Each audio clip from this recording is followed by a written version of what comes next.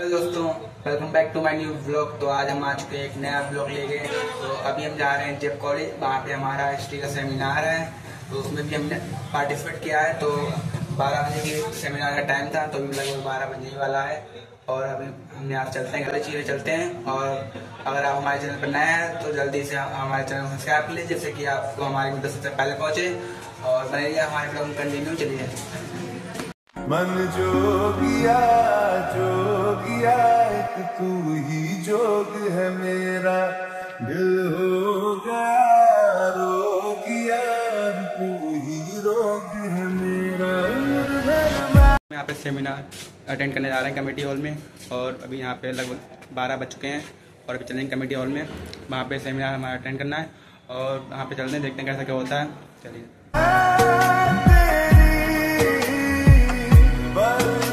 तो गाइस देखिए, यहाँ पे ये कमेटी हॉल है और अभी हम लोग इसके अंदर चलेंगे।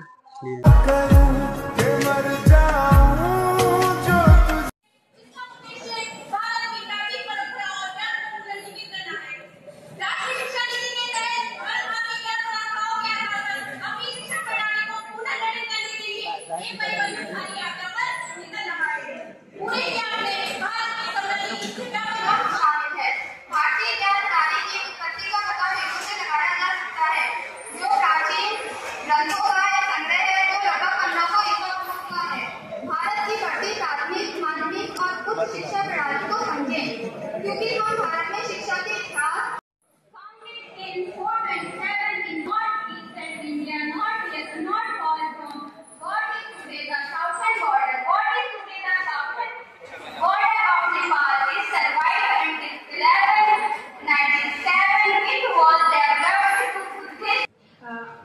आप सभी के सामने भारतीय ज्ञान प्रणाली के ऊपर चर्चा करने के लिए प्रस्तुत हुई हूँ।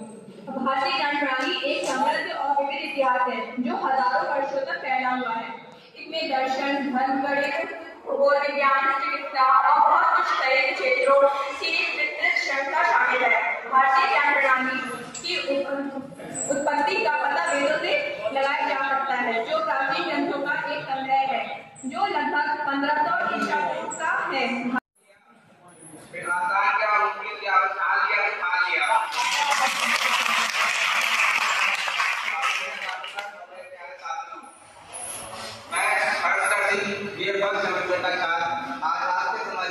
भारतीय ज्ञान प्रणाली के रूप में आपको प्रस्तुत करने जा रहा हूँ।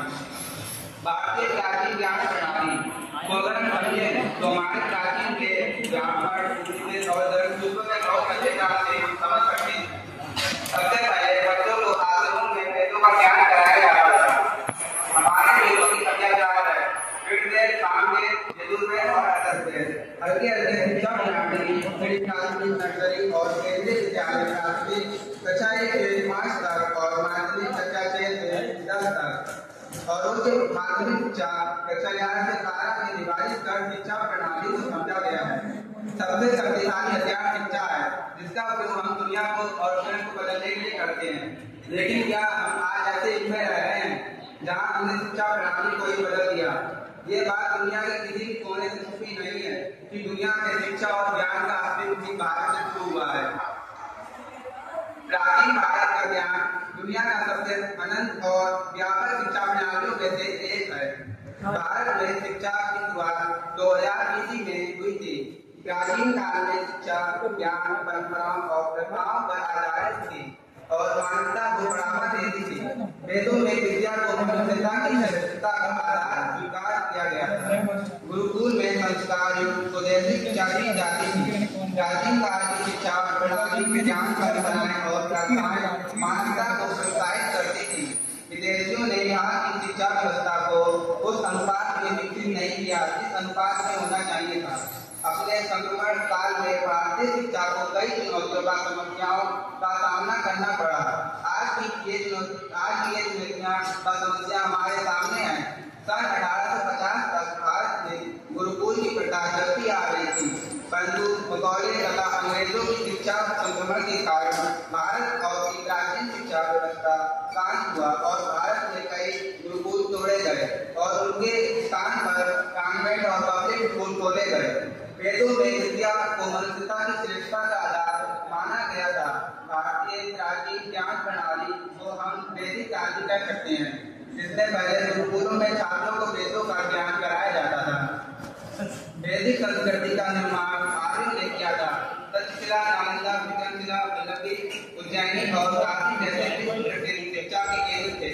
गुरुकुल प्रणाली गुरु की उपस्थिति में सीखना प्राचीन भारतीय शिक्षा प्रणाली का केंद्र गुरुकुल प्रणाली थी।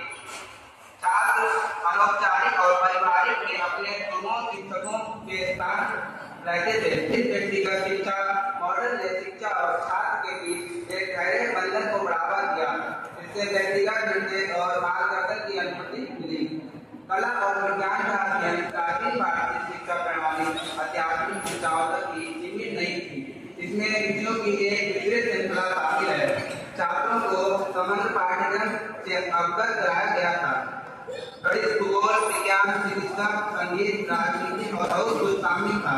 इस व्यापक दृष्टिकोण ने विभिन्न विषयों पर परंपरा, समझता और पहचान और एक सार्वजनिक शिक्षा का प्रोत्साहित किया। भारतीय गणित क्षेत्र में दशमलव प्रणाली का इस्तेमाल लगभग साल में ही होता था। प्राचीन भारतीय शिक्षा में शुल्क प्रदान करने का कोई निश्चित नियम नहीं था। शिक्षा निःशुल्क दी जाती थी। शिक्षा प्रदान करना मानव एवं आचार्यों का पुनीत कर्तव्य माना जाता था। परंतु राज्य तथा समाज का ये कर्तव्य था कि अध्ययन अध्यापन करने वाले विद्वानों के निर्वाह की पूरी व्यवस्था करेंगे। शासन तथा सुप्रीम जो शिक्षण संस्थाओं को भूमि तथा घर आदि दान देते थे। और अंत में मैं अपने वाणी को विराम देने से पहले कहना चाहूंगी, जब तक न सफल हो तुम निज चैन को त्यागो तुम, संघर्ष का मैदान छोड़कर भागो तुम, कुछ किए बिना जय जयकार नहीं होती। कोशिश करने वाले बहुत बढ़िया।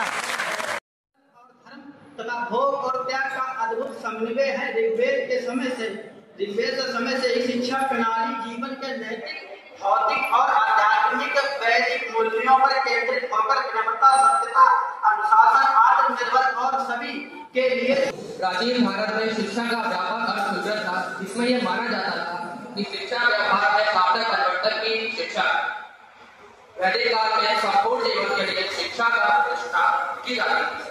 बालक की शिक्षा के लिए परिवार, समाज, आचार्य teaching, so as most countries have made education compulsory and free for children up to a certain age.